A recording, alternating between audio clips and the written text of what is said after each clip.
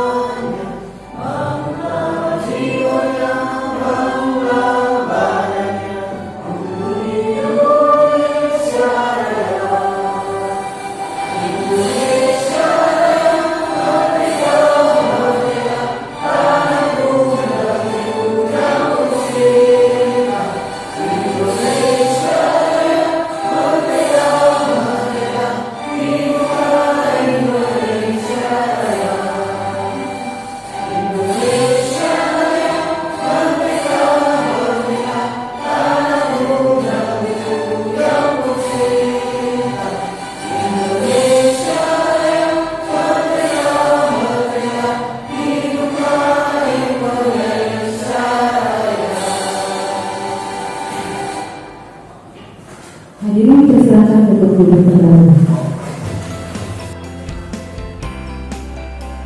Ya, baik Bapak Ibu, pada siang hari ini saya akan memaparkan mengenai budaya positif. Sebelumnya, apakah Bapak Ibu pernah mendengar istilah budaya positif? Pernah. Apa itu? Silakan yang mau membantu yang pernah mendengar budaya positif. Pak Makna, budaya positif apa?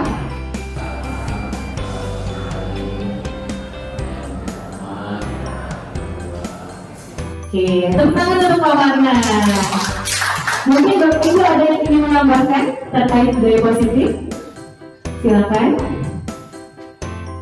Bu Nancy, budaya positif apa kira-kira? Budaya positif itu berarti sesuatu hal yang memiliki nilai-nilai baik. Misalnya, kata Pak Warna tadi menyapa Bapak Ibu, memberi salam. Baik, terima kasih Bu Nancy. Tepuk tangan untuk Bu Nancy.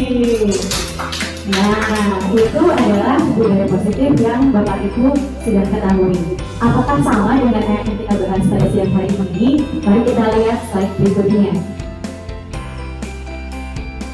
Jadi, pada siang hari ini ada cukup banyak yang akan saya coba sampaikan kepada Bapak Ibu. Mungkin tidak terlalu mendalam ya, tapi hanya inti-intinya saja.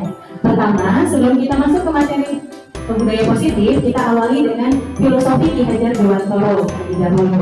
Lalu bagaimana kita bisa melakukan perubahan paradigma dalam pembelajaran? Lalu apa itu disiplin positif? Apa itu nilai-nilai kebajikan universal?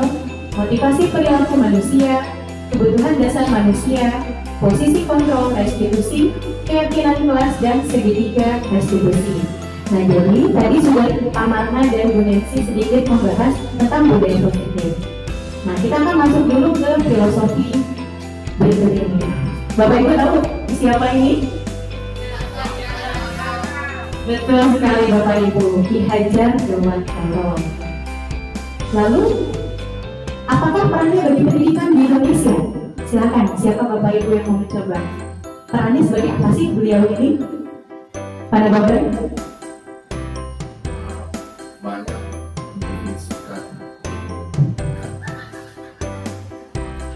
Terima kasih pada Bapak. Ada lagi yang menambahkan terkait beliau ini, Ki Hajar Dewantara, apa yang sudah beliau berikan untuk pendidikan di Indonesia? Mungkin Pak Suryadi?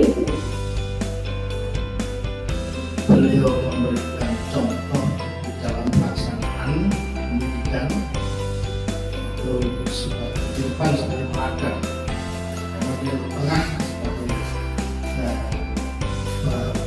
menggerakkan di belakang dia mendorong. Jadi itu filosofi yang sangat baik di dalam pendidikan di Indonesia. Oke, luar biasa sekali. Betul sekali, jadi beliau sangat banyak sekali memberikan peran bagi pendidikan di Indonesia. Sehingga akhirnya beliau dikenal sebagai Bapak Pendidikan Indonesia.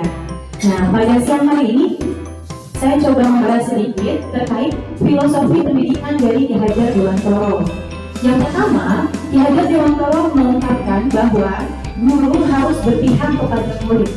Nah, kira-kira Bapak Ibu, apakah kita sudah melakukan hal itu saat ini? Berpihak kepada murid? Artinya kalau berpihak pada murid berarti kita ketika mengajar itu bukan menjadikan diri kita sebagai center atau sebagai pusat, tapi muridlah yang harus menjadi pusat dari pembelajaran. Nah, selanjutnya guru harus memahami karakter murid. Kira-kira Bapak Ibu sudah kenal belum dengan karakter murid-muridnya? Sudah ya, apalagi kalau yang wali kelas mungkin lebih mengenal lebih dalam lagi ya. Jadi ketika kita mau mengajar atau kita mau mendidik, kita harus memahami juga karakter murid-murid kita. Karena kenapa? Setiap murid adalah makhluk yang unik dan tidak ada yang sama. Bahkan anak kembar pun yang lahirnya hanya berbeda beberapa menit, itu mereka akan berbeda, tidak ada yang sama. Guru harus bisa menuntun murid sesuai dengan kodratnya. Kodrat, apa itu Bapak Ibu kodrat? Kodrat kita menjadi apa? Kodrat kita apa nih Pak Abdul? Kodrat kita kira-kira sebagai apa?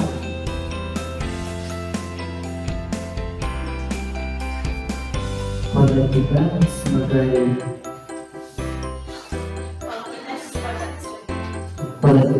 manusia, dimana kalau kita menjadi guru harus bisa menuntun murid sesuai dengan kodratnya.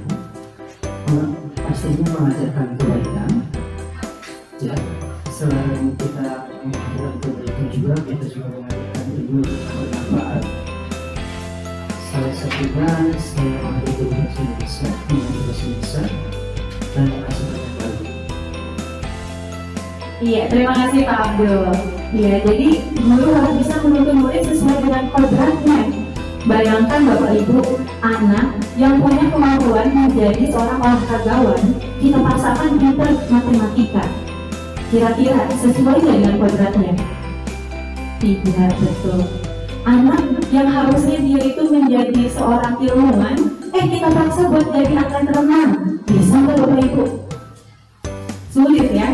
Nah, jadi menurut Ki Hajar Dewantara, guru itu harus bisa menuntun murid sesuai dengan kodratnya. Di sini kodratnya adalah kodrat zaman dan kodrat alam. Apa itu kodrat zaman? Yaitu sesuai dengan perkembangan zaman yang ada. Jadi kalau misalkan kita menjadi guru di tahun 2023, itu akan berbeda ketika kita nanti bertemu dengan murid di tahun 2050. Jadi jangan sampai kita mengajar di tahun 2023 menggunakan cara yang sama juga ketika di tahun 2050, karena zamannya sudah berbeda. Dulu tidak ada handphone, sekarang hampir semuanya mempunyai handphone. Maka kita pun harus bisa memanfaatkan perkembangan teknologi yang ada itu dalam pembelajaran kita, seperti itu. Dan yang keempat adalah guru harus memahami tujuan pengajaran dan pendidikan. Menurut Bapak Ibu, kenapa sih di sini pengajaran dan pendidikan? Memang pengajaran dan pendidikan beda. Bedanya apa Pak Ali?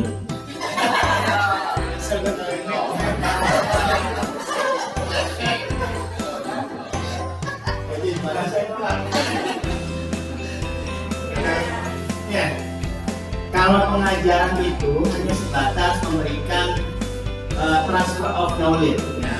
Sedangkan pendidikan harus ada pemantauan kepada para peserta didik sampai mana pengajarannya itu dipahami dan dilaksanakan dalam keseharian. Seperti itu, Bu Guru. Luar biasa sekali jawaban Pak Ali. Tepuk tangan untuk Pak Ali. Betul sekali apa yang dikatakan oleh Pak Ali. Pengajaran bukanlah pendidikan, itu hal yang berbeda. Kalau pengajaran ya tadi transfer of knowledge. Bahkan kalau mungkin zaman sekarang kita nggak ada guru di kelas tuh, anak bisa deh tinggal buka YouTube, dia langsung dengerin aja tuh si guru yang di YouTube dijelasin, dia pasti bisa. Kalau benar-benar serius dan fokus ketika belajar itu. Tapi kalau pendidikan, ini sampai kapanpun Bapak Ibu, peran kita tidak akan pernah bisa tergantikan. Bayangkan kalau anak-anak tidak bertemu dengan guru, lalu siapa yang mengajarkan mereka tentang tata krama? Siapa yang mengajarkan mereka tentang harus sopan santun? Gak mungkin kan digantikan oleh robot ya? Karena robot sampai saat ini belum bisa punya perasaan. Nah, peran guru di situ yang lebih diutamakan, yaitu dalam pendidikan. Maka dari itu, sebagai guru, kita tidak boleh hanya fokus pada pengajarannya saja, tapi kita harus juga mengembangkan pada pendidikannya. Seperti itu. Lalu bagaimana tujuan pendidikan menurut Ki Hajar Dewantoro? Nah, ternyata menurut Ki Hajar Dewantoro, tujuan pendidikan adalah menuntut segala kodrat yang ada pada anak-anak agar mereka dapat mencapai keselamatan dan kebahagiaan yang setinggi-tingginya baik sebagai manusia maupun sebagai anggota masyarakat. Ternyata di tujuan pendidikan Ki Hajar Dewantoro tidak ada istilah menciptakan anak yang pandai. Tidak ada Bapak Ibu di sini. Tapi mencapai keselamatan dan kebahagiaan. Apakah Bapak Ibu di kelas sudah berusaha untuk membuat anak menjadi selamat dan bahagia? Alhamdulillah. Kalau sudah, berarti harus dipertahankan dan kita kembangkan ke depannya supaya anak-anak kita ketika di kelas itu akan selalu tersenyum, akan selalu merasa bahagia, tidak pengen cepat-cepat pulang ke rumah, seperti itu. Nah, jadi dari tujuan pendidikan Ki Hajar Dewantoro, peran kita sebagai guru apa sih? Nah, peran guru sebagai pendidik itu tadi yang sudah disebutkan oleh Pak Suryadi.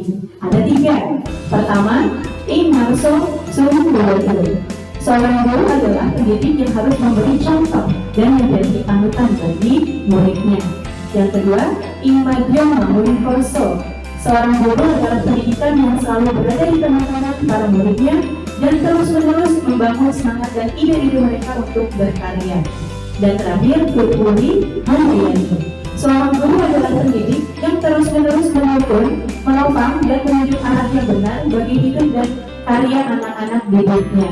Jadi, sebagai guru, berat atau tidak di Bapak Ibu? Berat, tapi insya Allah pahalanya banyak. Kalau kita berhasil mendidik anak-anak kita menjadi orang-orang yang tadi selamat dan bahagia, seperti itu. Baik, berikutnya adalah tentang perubahan paradigma. Bapak Ibu coba kepalkan tangan kanannya, seperti di gambar. Bapak Ibu bayangkan, di dalam kepalan tangan Bapak Ibu ada sesuatu yang sangat berharga di tangan Bapak Ibu dan harus Bapak Ibu jaga. Karena hal yang ada di dalam kepala Bapak Ibu ini sangat berharga dalam hidup Bapak Ibu. Jaga baik-baik yang ada di dalam kepala Bapak Ibu. Sekarang, coba teman yang di sebelahnya membujuk. Nah, jadi kalau Pak Naroga sama Bang Karna ya, jauh-jauhan. Nah, ini Bu Nengsi sama Pak Suryadi, Pramosa sama Pak Ali, Bapak sama Bu Ayu. Nah, Pak Abdul sama Bu Nur, Bu Angel sama Bu Yus, Bu Irsa sebelahnya. Ya, silakan. Nah, yang satu tetap mengepal, yang satu coba bujuk supaya yang mengepal ini mau membukakan kepalanya. Terserah, mau pakai marah-marah atau mau digelitikin atau mau menawari uang, silakan. Saya beri kesempatan dalam waktu 10 detik. Siapa yang berhasil? 1, 2, 9, 10.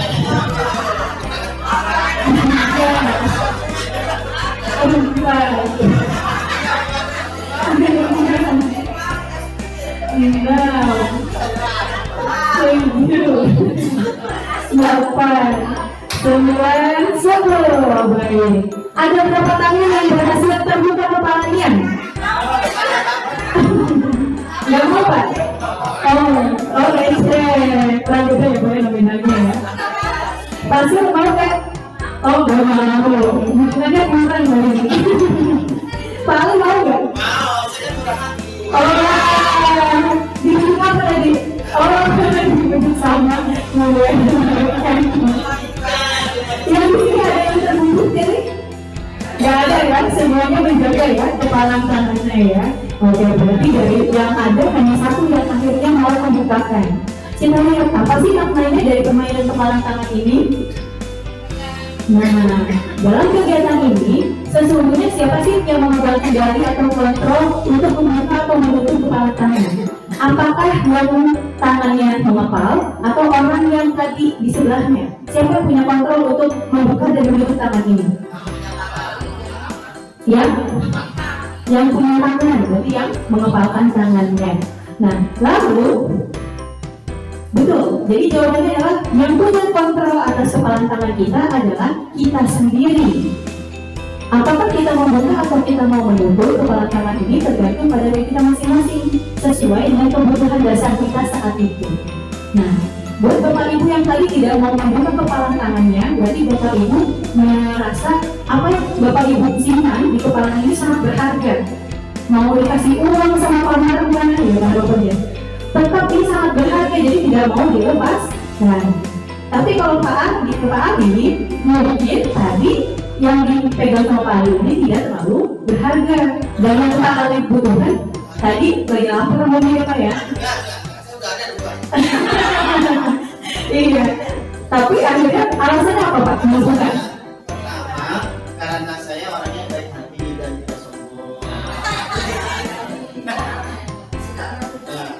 Terus karena saya belum punya kacamata. Biar kayak orang cakep gitu. Iya, baik. Nah, berarti betul di sini ada kebutuhan yang Pak Ali butuhkan kan ya? Yaitu Pak Ali mau punya kacamata. Akhirnya Pak Ali mau membuka kepala tangannya. Tapi andaikan kalau saya tidak memberikan kacamata, Pak Ali mau buka nggak? Oh, tetap mau. Iya, berarti hal yang dijaga sama Pak Ali tadi mungkin buat Pak Ali bukan hal yang paling penting ya. Jadinya bisa diserahkan. Nah, tapi yang akan kita pelajari dari game yang barusan adalah bagaimana mengontrol sesuatu adalah bukan dari luar, tapi dari dalam diri sendiri. Bayangkan Bapak Ibu, kita punya murid dari 700, lalu kita suruh mereka untuk memenuhi atau mengikuti tata tertib sekolah. Mereka harus begini, mereka nggak boleh begitu. Nah, andaikan kita sebagai guru teriak-teriak tiap hari, berubah nggak sih anaknya? Belum tentu. Kenapa Bu? Dia tidak suka dengan cara berpikir caranya atau dia punya apa kontrol sendiri. Saya yang melakukan ini, saya melakukan. Ya, betul sekali. Pertama Bu Yus. Ya, betul sekali. Jadi bayangkan mereka itu pasti punya kontrol atas dirinya sendiri. Kita sebagai guru merasa bisa mengatur mereka, iya kan? Bapak Ibu ya. Oh, kita guru, kamu murid, kamu harus nurut sama saya. Betul, kita berpikir seperti itu ya. Tapi ternyata yang bisa mengatur dan mengontrol diri mereka adalah mereka sendiri. Mau kita teriakin, mau kita bujuk-bujuk, mau kita kasih uang, itu tidak akan merubah mereka. Selama motivasi yang mereka miliki itu bukan dari dalam diri sendiri. Nah, jadi ini berdasarkan psikiater dan pendidik Dr. William Glasser dalam kontrol teori, beliau mengungkapkan bahwa ilusi guru mengontrol murid. Nah, ini hanya ilusi Bapak Ibu. Berarti ilusi itu bukan kebenaran, itu hanya kita hanya merasa seperti itu, padahal tidak. Ilusi bahwa semua penguatan positif, efektif, dan bermanfaat. Kita berpikir, oh dengan kita menegur dia, dengan kita mendidik dia, nanti dia akan berubah. Padahal belum tentu. Ilusi bahwa kritik dan membuat orang merasa bersalah dapat menguatkan karakter. Ilusi bahwa orang dewasa memiliki hak untuk memaksa. Nah, jadi tanpa kita sadari, kita mempunyai ilusi-ilusi seperti ini. Sehingga seringkali kita memperlakukan peserta didik kita yang seperti tadi, mungkin dengan nada yang agak memarahi, memaksa, dan sebagainya. Padahal lagi-lagi kontrol yang ada adalah pada diri mereka sendiri. Lalu bagaimana seseorang bisa mengubah paradigma stimulus respon menjadi pendekatan teori kontrol dari Stephen R. Covey? Kita lihat perbandingannya. Kalau stimulus respon itu berarti kita beranggapan bahwa kebutuhan kita itu semuanya sama. Baik saya, Pak Nababan, Bu Nancy, Pak Wasa, semuanya punya kebutuhan yang sama. Tapi kalau teori kontrol kita menyadari bahwa setiap orang mempunyai kebutuhan yang berbeda-beda. Jadi kalau kita membuat tata tertib, kita berpikirannya kan tadi ya, berpikir bahwa semua peserta didik adalah sama. Padahal tidak. Terus untuk stimulus respon semua orang melihat hal yang sama. Sedangkan teori kontrol setiap orang memiliki gambaran berbeda. Kita pun yang di ruangan ini pasti punya gambaran yang berbeda-beda pada sesuatu ya Bapak Ibu ya. Misalkan kita memikirkan kata tas. Yang dipikirkan Pak Nababan, tas itu tas apa? Ya, kalau saya menyebutkan tas, yang terbayang dalam benak Pak Nababan, tas apa Pak?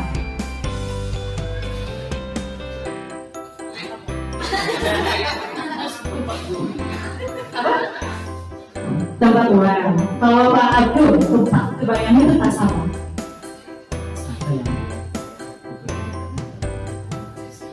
Oke, tas ransel. Kalau Pak Suryadi kebayangnya tas apa Pak? Tas untuk jalan-jalan. Untuk jalan-jalan. Nah jadi imajinasi kita pikiran kita, oh nanti mau ditanya juga. Pak kali mikirin tas apa nih Pak ini? Tas gunung. Oh tas gunung, pengen jalan-jalan ke gunung ya Pak ya? Iya. Nah di sini terbukti kan bahwa kita itu semua punya gambaran yang berbeda-beda. Bagaimana kita memaksakan hal yang sama untuk semua orang, padahal pikiran kita saja berbeda-beda. Kita mencoba mengubah orang agar berpandangan sama dengan kita. Kita berusaha memahami pandangan orang lain tentang dunia. Lebih indah yang mana Bapak Ibu? Yang pertama apa yang kedua? Yang kedua ya Bapak Ibu ya. Kalau misalkan semua orang bisa menghargai pandangan orang yang berbeda-beda, saya pikir tidak mungkin ada orang yang berantem ya. Karena kata si dia A, kata si dia B, ya nggak masalah. Itu kan pemikirannya mereka sendiri-sendiri. Tapi masalah muncul ketika kita mencoba untuk memaksakan orang berpandangan yang sama. Terus perilaku buruk dilihat sebagai suatu kesalahan. Sedangkan teori kontrol, semua perilaku memiliki tujuan. Kira-kira nih, kalau kita melihat anak tidur di kelas, apa yang Bapak Ibu pikirkan? Kalau Buis, apa Buis?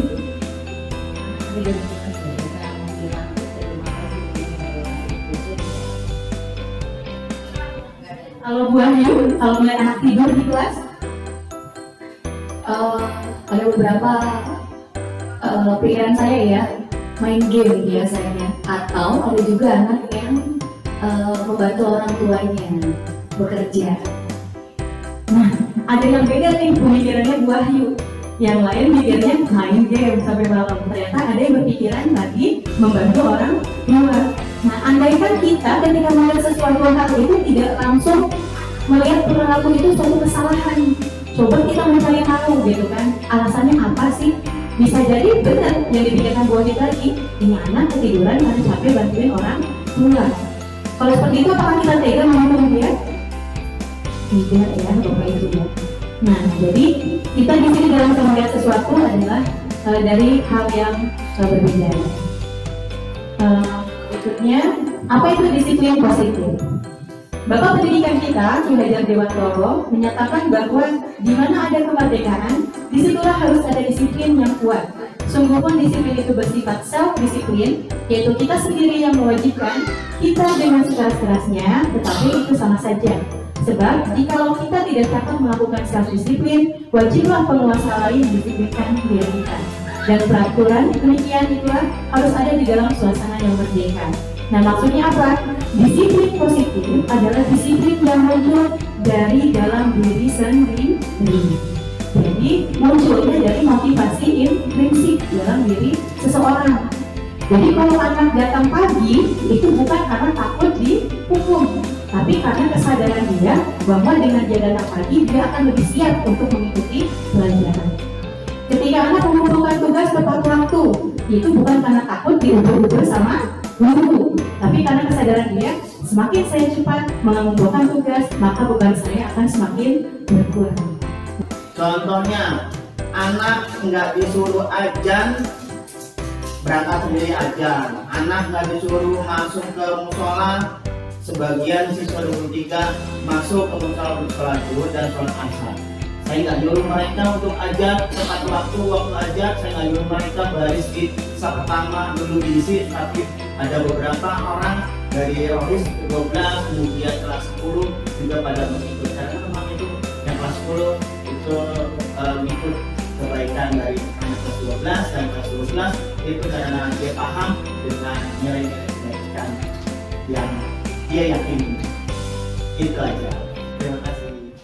Iya, terima kasih Pak Ali. Wajar ya jadi guru agama ya. Jadi benar-benar menerapkan nilai-nilai dalam dirinya, luar biasa. Nah, betul sekali Pak Ali. Jadi yang namanya tadi nilai-nilai itu adalah nama lainnya adalah virtu ya, atau nilai-nilai yang bersifat universal. Contoh ada 6, tadi saya baru nyebutin 4, 2 lagi apa Bapak Ibu? Bernalar kritis, betul. Satu lagi bergotong royong, luar biasa. Tepuk tangan buat Bu Nancy. Ya, kan jadi itu kan yang dimaksud dengan nilai-nilai kebajikan yang mau kita harapkan. Dan nilai-nilai kebajikan ini bukan hanya profil belajar Pancasila Bapak Ibu, tapi hampir semua institusi punya nilai-nilai tersendiri. Nah, berhubung kita ada di sekolah, maka kita mengikuti nilai-nilai kebajikan yang diturunkan oleh Kementerian Pendidikan, yaitu yang ada pada profil belajar Pancasila. Sedangkan selanjutnya Dian Gosset juga menjelaskan tentang bahwa motivasi manusia melakukan sesuatu atau berperilaku ada 3. Yang pertama, menghindari ketidaknyamanan atau hukuman. Jadi alasannya melakukan sesuatu supaya nggak dihukum. Kalau nggak ada hukuman, dia nggak bakal lakuin. Gitu. Atau untuk mendapatkan imbalan atau penghargaan dari orang lain. Nah, jadi kalau misalkan tidak dapat imbalan, ya dia nggak melakukan juga. Tapi yang paling utama adalah seseorang melakukan sesuatu untuk menjadi orang yang mereka inginkan dan menghargai diri sendiri dengan nilai-nilai yang mereka percaya. Contohnya, Iva kurang menguasai pelajaran matematika, sehingga pada saat pelajaran tersebut berlangsung, dia lebih banyak berdiam diri atau menggambar di buku pelajarannya. Pada saat guru matematikanya Pak Seno menanyakan pertanyaan, Iva menjadi gugup dan tak sengaja menjatuhkan tasnya dari kursi, serta tiba-tiba menjadi gagap pada saat berupaya menjawab.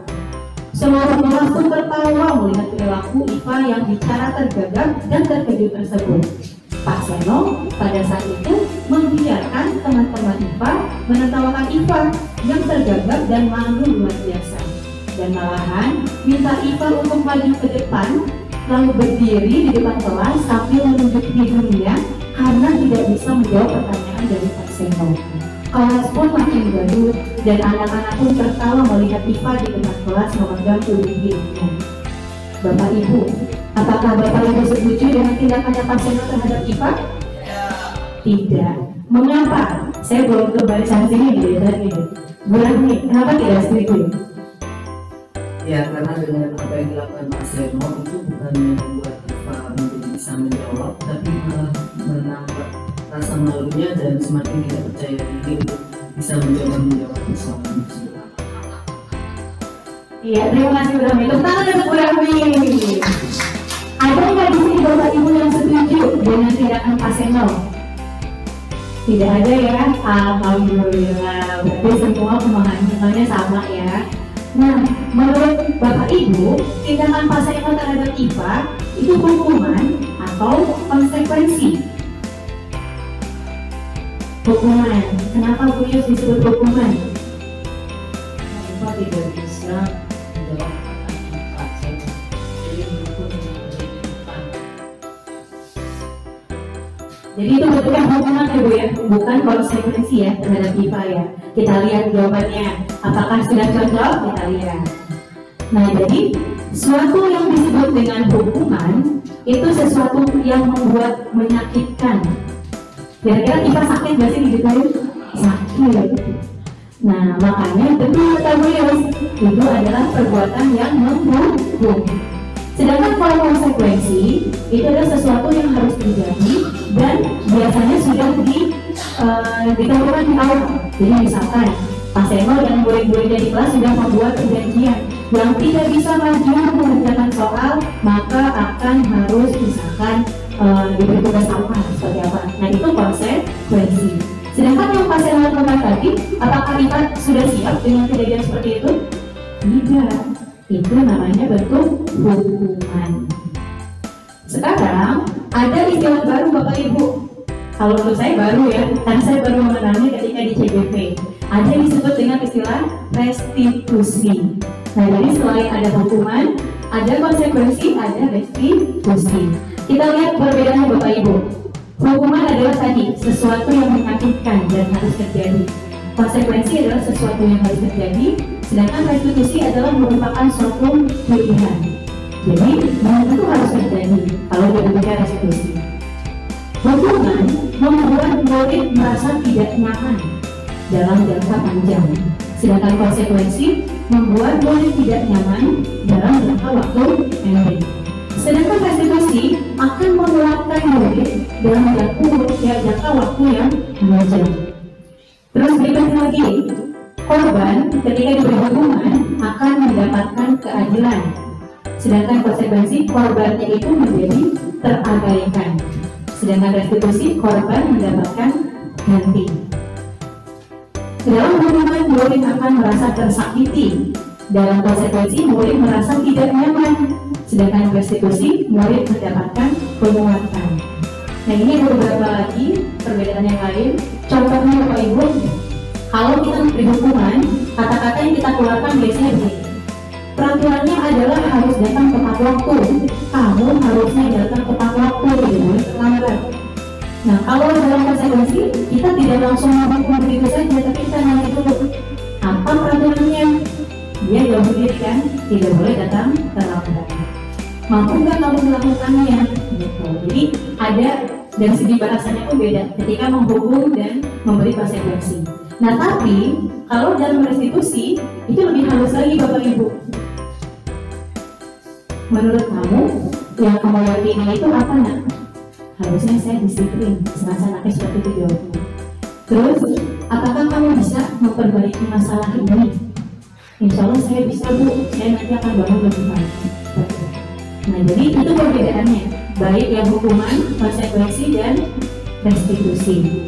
Nah di sini hukuman itu konotasinya negatif, sedangkan konsekuensi adalah netral, sedangkan restitusi adalah positif. Nah makanya budaya positif ini adalah mengharapkan kita untuk menerapkan restitusi di sekolah supaya kita tidak lagi di sebelah kiri ataupun di sebelah kanan. Kita berusaha mendekati murid dengan suatu pendekatan restitusi. Nah, mengapa sih kita harus melakukan restitusi Bapak Ibu? Nah, karena manusia itu mempunyai yang namanya kebutuhan dasar. Yang pertama adalah kita ingin dicintai dan diterima oleh orang lain. Betul tidak Bapak Ibu? Betul. Anak didik kita pengen gak sih dicintai dan diterima? Pengen. Terus berikutnya, mereka juga punya rasa kesenangan. Mereka pengennya senang. Makanya biasanya guru favorit di sekolah adalah guru olahraga, hampir semuanya senang dengan olahraga. Nah terus berikutnya mereka pengen bebas.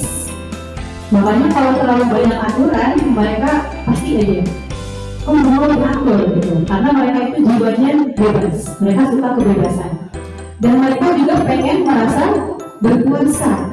Makanya kadang negatifnya adalah muncullah pembulian atau perundungan karena mereka merasa harus memiliki penguasaan. Dan terakhir, kebutuhan hidup manusia yang paling utama adalah kebutuhan survival, kebutuhan untuk bertahan hidup. Nah, di antara semua ini yang paling utama di hidup manusia adalah survival tadi. Kalau sudah dalam kondisi yang terdesak manusia, itu pasti.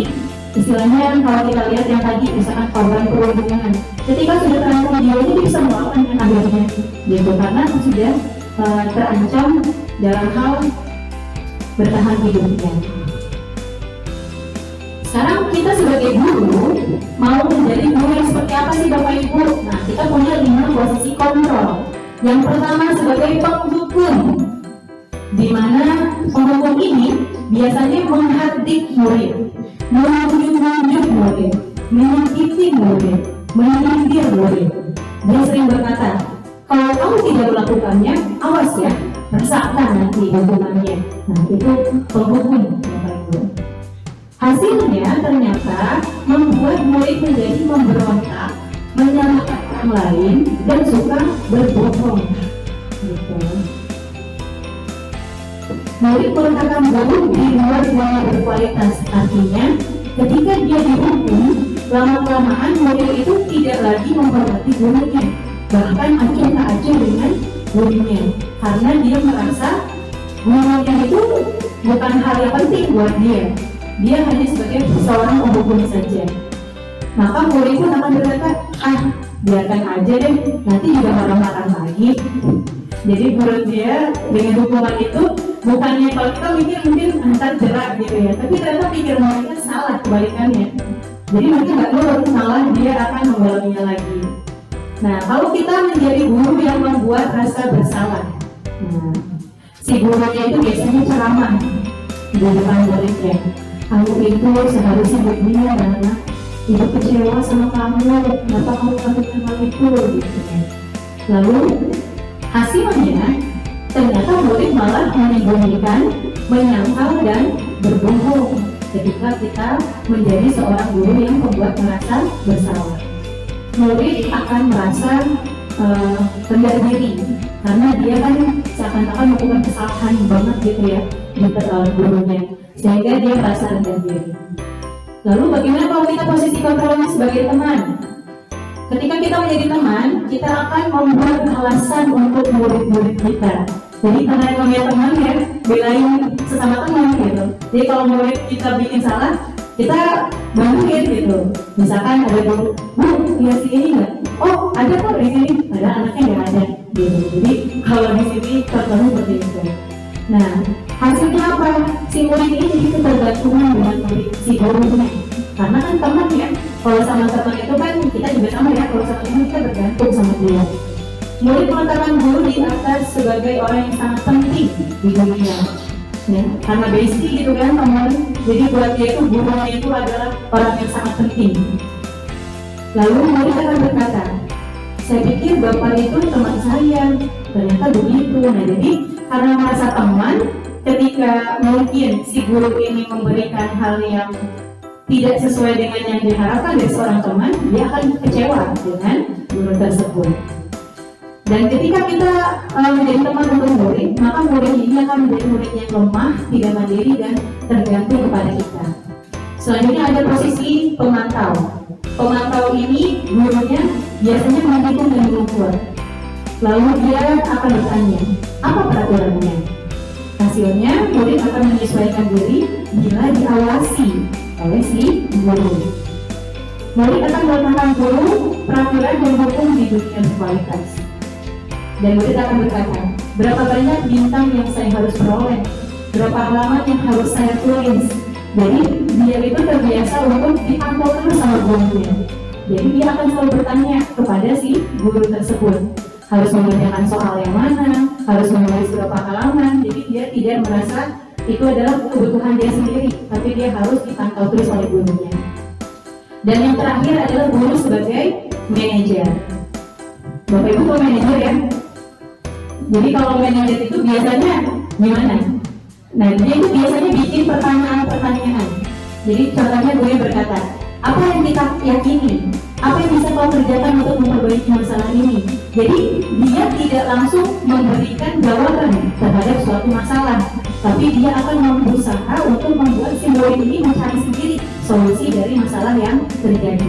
Itu manajer. Jadi nggak langsung, boleh kamu tulis tuh di buku kamu, saya berjanji bla bla bla. Itu berarti bukan sebagai manajer. Tapi kalau guru sebagai manajer, ketika murid membuat kesalahan, dia akan bertanya, kamu sadar tidak kamu buat kesalahan? Maka murid akan refleksi terhadap dirinya sendiri.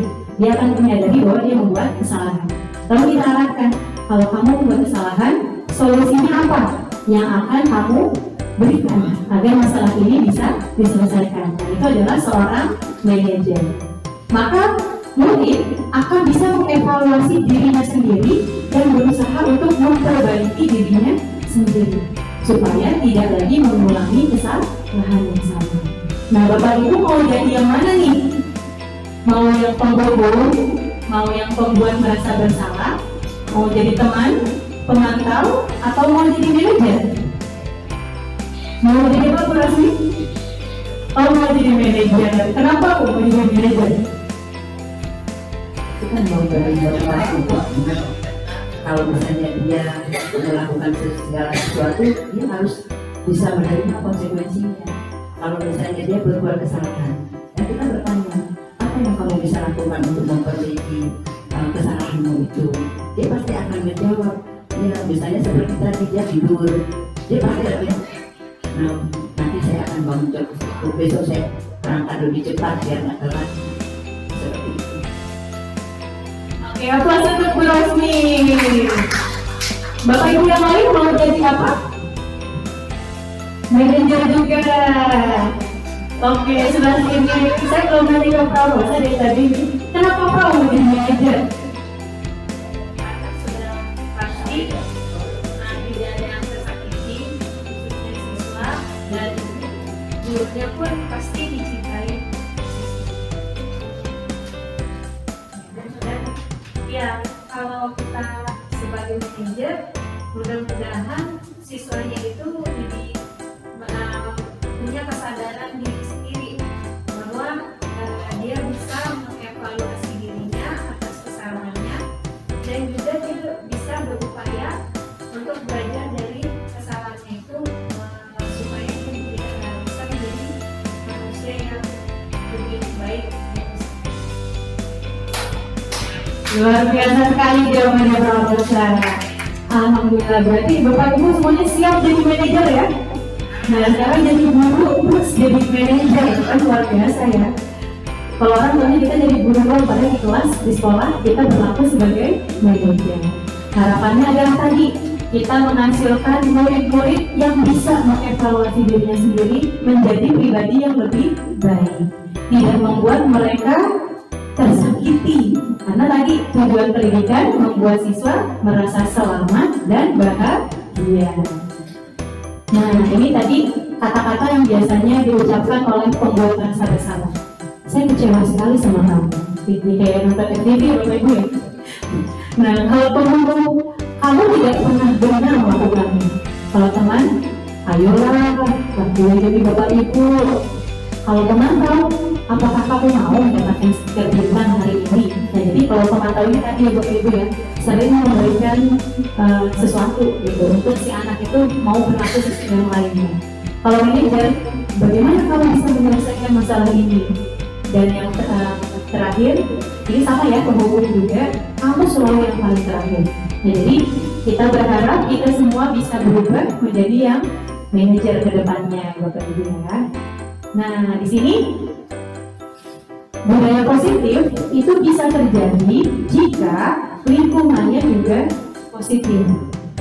Lalu di kelas mereka sudah mempunyai keyakinan kelas, dan di bawah keyakinan kelas ada yang dinamakan peraturan kelas.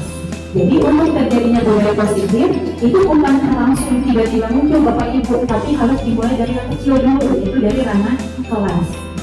Nah, untuk membentuk keyakinan kelas itu adalah nilai-nilai kebajikan atau prinsip-prinsip universal yang disepakati bersama secara universal, lepas dari latar belakang suku, negara, bahasa maupun agama. Nah, kenapa sih keyakinan itu? Kenapa namanya keyakinan kelas? Kenapa bukan peraturan kelas? Karena kalau keyakinan akan lebih memotivasi seseorang dari dalam. Seseorang akan lebih bersemangat untuk menjalankan keyakinannya daripada hanya sekadar mengikuti serangkaian peraturan. Nah, yakin dalam hati berarti Bapak Ibu ya, munculnya dari hati. Itu berarti kita yakin.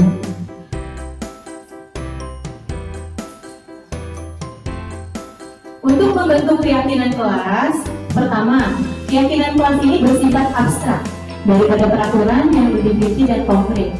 Keyakinan kelas ini berupa pernyataan-pernyataan yang universal. Pernyataan keyakinan kelas senantiasa dibentuk dalam kalimat yang positif. Keyakinan kelas sebenarnya tidak terlalu banyak, sehingga boleh diingat dan dipahami. Semua warga kelas sebaiknya ikut berkontribusi dalam membuat kegiatan kelas lewat curahan pendapat dan bersedia meninjau kembali keyakinan kelas dari waktu ke waktu. Dan bagaimana sih cara membuat keyakinan kelas? Yaitu pertama mempersilahkan warga sekolah atau murid-murid di kelas untuk mencurahkan peraturan yang perlu disepakati di kelasnya. Lalu dicatat semua masukan-masukannya tersebut, lalu disusunlah keyakinan kelas sesuai dengan prosedur pembentukan keyakinan kelas. Lalu ditinjau kembali daftar curah pendapat yang sudah dicatat dan ditinjau ulang secara bersama-sama. Lalu setelah selesai dibuat, maka semua warga kelas harus bisa untuk meninjau ulang, menyetujui dan menandatangani keyakinan kelas tersebut, termasuk guru dan semua murid. Maka keyakinan kelas selanjutnya bisa diletakkan di dinding kelas di tempat yang mudah dilihat oleh semua warga kelas. Nah, jadi keyakinan kelas itu apa tadi Bapak Ibu? Yaitu suatu keyakinan yang disetujui oleh satu kelas dan bentuknya kalimat positif, bukan peraturan. Kalau peraturan kan biasanya kalimatnya cenderung negatif ya, dan cenderung menekan gitu pada siswa.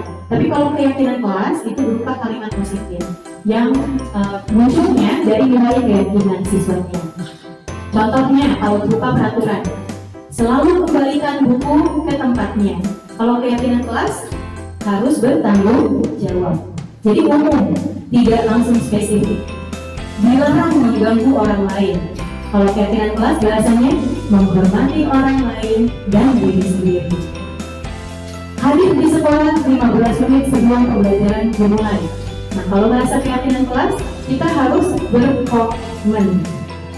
Dilarang melakukan kekerasan, keselamatan, dan menghormati orang lain. Dilarang menggunakan narkoba, maka keyakinan kelasnya adalah kesehatan atau menjaga kesehatan. Harus malah bergantian atau menunggu giliran. Kalau bahasa keyakinan kelas adalah kita harus kesabaran dan menghormati orang lain. Gunakan masker. Nah, kalau di keyakinan kelas bahasanya adalah menjaga kesehatan. Jangan berlari di kelas atau koridor. Nah, kalau keyakinan kelas bahasanya adalah menjaga keselamatan. Nah, jadi kalau misalkan seperti ini, kita juga takut ya. Baru baca aja dilarang, kebanyakan kata-katanya dilarang gitu ya. Jangan, itu kan negatif ya. Maka yang ada dalam otak kita pun akan negatif. Tapi kalau misalkan kita dibilang bertanggung jawab, terus menjaga kesehatan, kan enak ya. Nah, makanya lebih baik kita membuatnya adalah keyakinan kelas, tidak lagi peraturan kelas.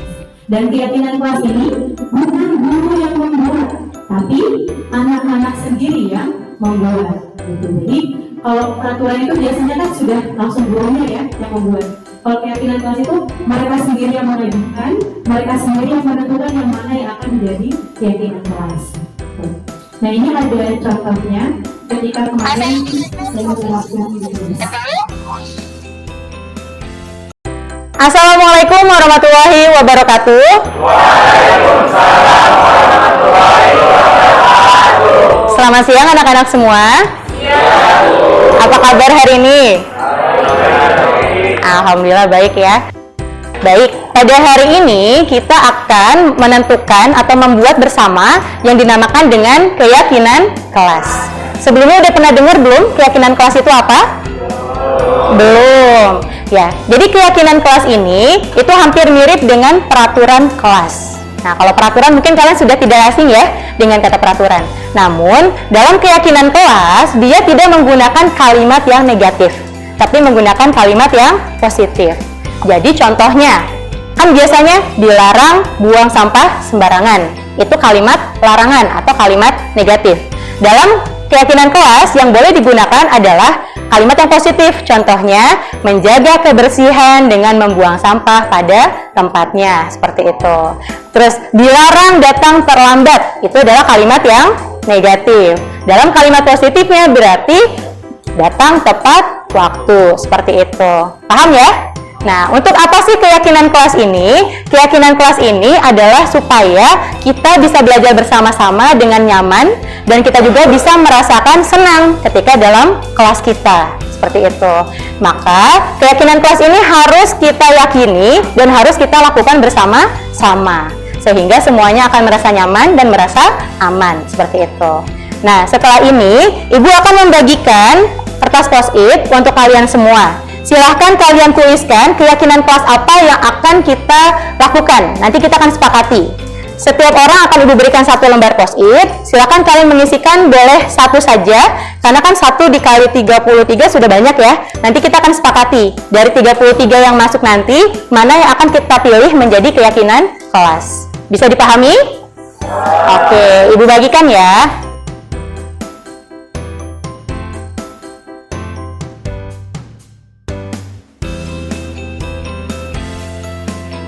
Silahkan kalian tulis dengan tadi kalimat yang positif, jangan kalimat yang negatif.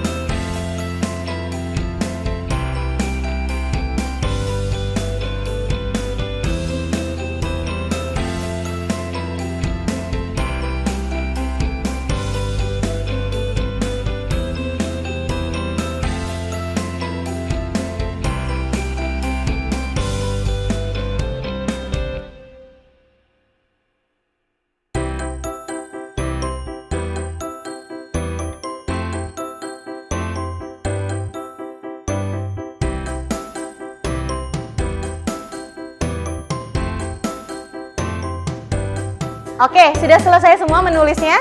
Ya. Oke, kita mulai dari barisan pertama. Silahkan ditempelkan di sini semuanya.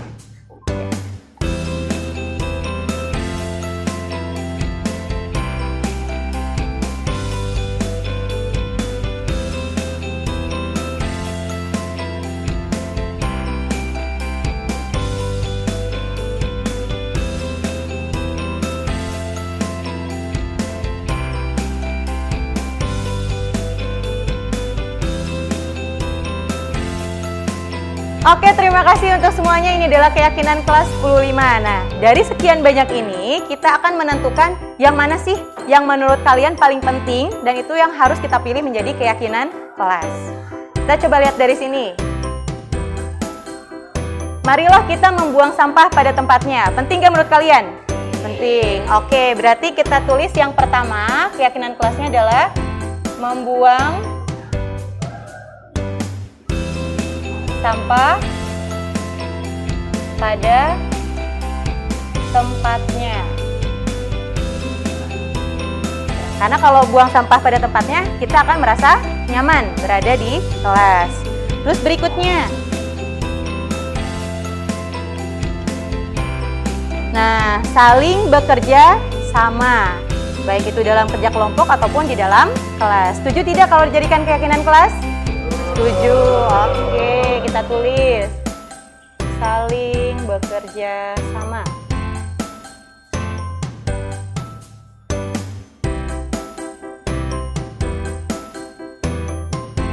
Oke. Terus berikutnya menjaga tutur kata. Setuju tidak? Setuju. Oke.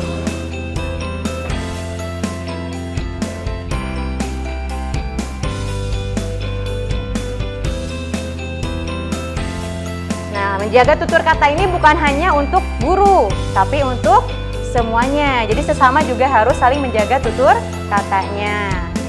Apalagi ya? Saling menyayangi dan saling menghargai, perlu tidak? Perlu tidak? Perlu, oke.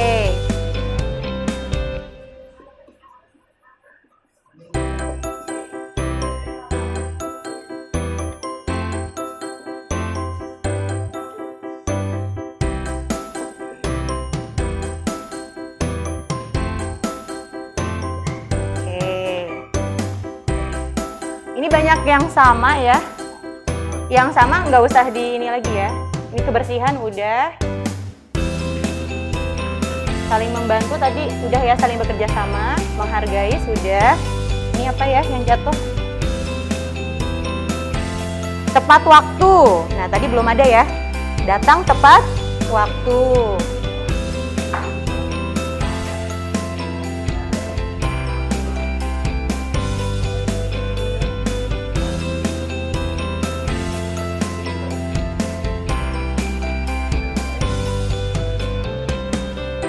Tentang kerja kelompok ya, tadi bekerja sama, bertanggung jawab. Nah, belum ada nih. Bertanggung jawab dalam mengerjakan tugas atau kerjakan tugas pada tepat waktu. Setuju nggak? Berarti kata-katanya yang positif adalah bertanggung jawab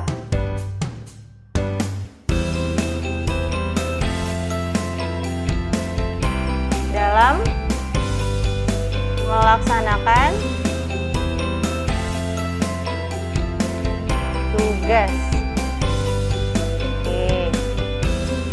Yang belum apa lagi ya? Kerjasama udah, menghargai udah, tidak terlambat udah, bekerja sama lagi udah. Nah, banyak juga yang bilang tidak boleh membuli. Nah, berarti kan kalau tidak boleh membuli itu sama saja dengan saling menyayangi. Berarti udah cukup di situ ya, nggak usah diulang lagi. Oke. Apalagi nih yang belum? Menjaga kebersihan sudah, menghormati, menghargai sudah. Terus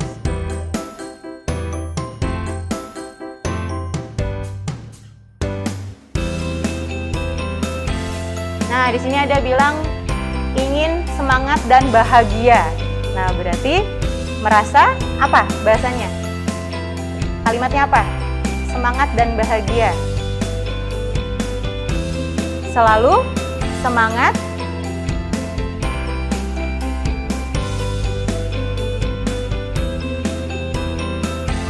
selalu semangat, apa lagi? Apa? Dan ceria. Selalu semangat dan ceria. Oke. Yang lain kayaknya hampir sama ya. Kalau Ibu baca di sini hampir sama-sama aja. Sudah cukup tidak 7 kesepakatan kelas ini untuk menjadi keyakinan kita? Sudah cukup. Kira-kira ada yang merasa oh masih kurang, Bu? Atau sudah ya apa? Oh, rajin beribadah. Oke. Rajin beribadah. Oke, bagus. Ya. Sudah cukup? 8 keyakinan kelas?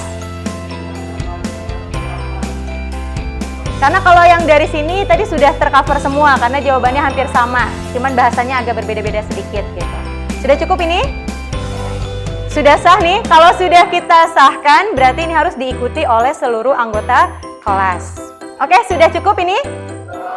Nah, berarti mulai hari ini tanggal 18 Oktober 2023 kelas 10.5 meyakini 8 hal ini harus selalu dilakukan agar kelas kita merasa nyaman dan senang. Seperti itu. Oke, untuk mengesahkan silahkan secara bergantian kalian menuliskan di sini, di tanda tangani ya. Tulis namanya lalu tanda tangan. Boleh dari sini.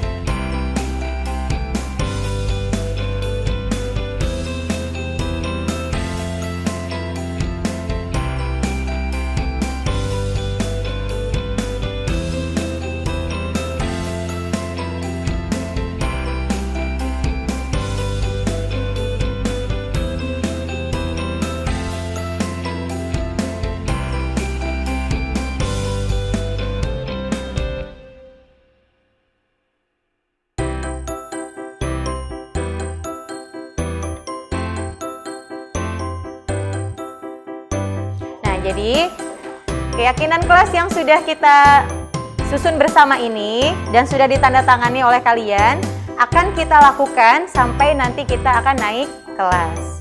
Kita harus membuang sampah pada tempatnya, saling bekerja sama dengan baik, menjaga tutur kata, saling menghargai dan saling menyayangi, datang tepat waktu, bertanggung jawab dalam melaksanakan tugas, selalu semangat dan ceria, dan jangan lupa harus rajin beribadah. Oke, ini sudah disepakati bersama ya. Semoga kita bisa melaksanakannya semua dan bisa saling menghargai sesama kita. Oke, setelah kita sama-sama membuat keyakinan kelas, ada yang ingin menyampaikan bagaimana perasaannya? Silahkan. Oh, boleh, silahkan. Ya. Ya, ngadep ke teman-temannya, silakan. Oke, saya jadi kayak kita ingin menyampaikan tentang kesepakatan atau keyakinan kelas. Jadi saya setuju dengan adanya keyakinan kelas ini karena bisa mengeluarkan pendapat kita apa aja sih tentang yang kalian alami selama pembelajaran di kelas ini. Nah, dengan adanya ini kita bakal tahu apa saja sih karakteristik atau sifat ataupun yang menurut teman-teman ada yang tidak enak pengen dikeluarkan. Nah, di tempat ini sangat cocok untuk mengeluarkan rasa untuk kalian. Jadi segitu saja penyampaian saya. Oke. Assalamualaikum warahmatullahi wabarakatuh. Waalaikumsalam warahmatullahi wabarakatuh. Oke, terima kasih Jenny. Ada lagi silahkan yang mau menyampaikan? Oh boleh, Briliano dulu. Jadi hari ini Namanya siapa? saya Briliano. Jadi hari ini saya ingin menyampaikan bahwa saya sangat bersyukur bisa sekolah di sini, mendapat teman-teman baru, bisa lebih menghargai. Jadi saya berharap teman-teman akan teman saya semua akan seperti itu selamanya. Selama saya di sekolah di sini. Siapa lagi? Ya, silakan Raisya.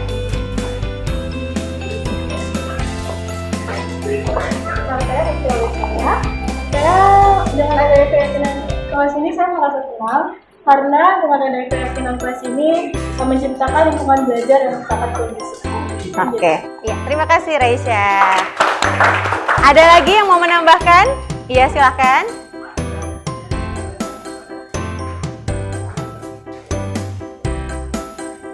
Ya, silakan. Perkenalkan, nama saya Siti Aulia, saya dari kelas 5. Jadi mungkin pesan dan kesan saya setelah nulis keyakinan kelas ini, jadi perasaan saya menjadi lebih senang dan juga lega karena saya nulis apa yang diminta ini benar-benar diambil dari hati saya sendiri juga, dan juga pasti teman-teman yang lain juga begitu. Dan saya berharap keyakinan kelas ini bisa kita terapkan dan bisa kita ikuti dengan sebaik mungkin dan bertanggung jawab atas apa yang kita. Terima kasih. Masih ada yang mau menyampaikan perasaannya setelah menulis keyakinan kelas bersama-sama? Sama semua? Cukup ya? Oke, baik. Jadi, Ibu harapkan keyakinan kelas yang sudah kita sepakati bersama-sama ini bisa kita jalankan bersama-sama ke depan, dan 10.5 bisa lebih saling menghargai, saling menyayangi, dan selalu semangat dan ceria. Mungkin itu saja dari Ibu. Terima kasih atas perhatiannya. Wassalamualaikum warahmatullahi wabarakatuh.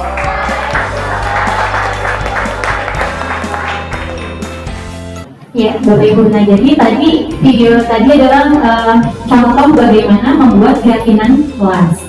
Harapannya Bapak Ibu nanti di seluruh kelas bisa membuat itu semua. Jadi semua SMA 23 mempunyai keyakinan kelasnya masing-masing. Gitu. Jadi nanti saya akan berikan contohnya Bapak Ibu ya, untuk wali kelasnya untuk membuat keyakinan kelas. Dan terakhir Bapak Ibu, yang sudah saya jelaskan tadi, untuk menyelesaikan masalah yang ada di sekolah, itu kita harus menggunakan yang namanya segitiga restitusi. Segitiga restitusi adalah proses menciptakan kondisi bagi murid untuk memperbaiki kesalahan mereka sehingga mereka bisa kembali pada kelompok mereka dengan karakter yang lebih kuat. Restitusi juga proses kolaboratif yang mengajarkan murid untuk mencari solusi untuk masalah dan membantu murid berpikir tentang orang yang seperti apa sih yang mereka inginkan mereka itu, dan bagaimana mereka harus memperlakukan orang lain. Jadi bukan menghukum, bukan memberi konsekuensi, tapi melalui kegiatan restitusi. Melalui restitusi, guru dapat membantu murid menjadi lebih disiplin positif serta memulihkan memiliki dirinya tujuan setelah berbuat salah. Membantu murid untuk jujur pada diri sendiri dan mengevaluasi dampak dari kesalahan yang dilakukan dan memberikan penawaran, bukan paksaan. Tahapan dalam melakukan segitiga restitusi ada 3, sesuai namanya segitiga ya Bapak Ibu ya. Yang pertama adalah menstabilkan identitas. Jadi ketika kita menghadapi murid, itu kita tidak langsung kamu salah nak, kamu sudah melanggar peraturan ini, gitu. Tidak. Tapi kita menstabilkan identitas dia dulu. Berbuat salah itu tidak apa-apa. Tidak ada manusia yang sempurna. Saya juga pernah melakukan salah seperti itu. Jadi kita membuat anak itu stabil dulu identitasnya. Lalu setelah itu baru kita memvalidasi tindakan yang salah. Padahal kamu bisa melakukan yang lebih buruk dari ini ya. Jadi ketika dia melakukan kesalahan itu, kita memvalidasinya dengan kata-kata seperti ini. Kamu pasti punya alasan mengapa melakukan hal ini. Kamu patut bangga pada dirimu sendiri karena kamu telah melindungi sesuatu yang penting buat kamu.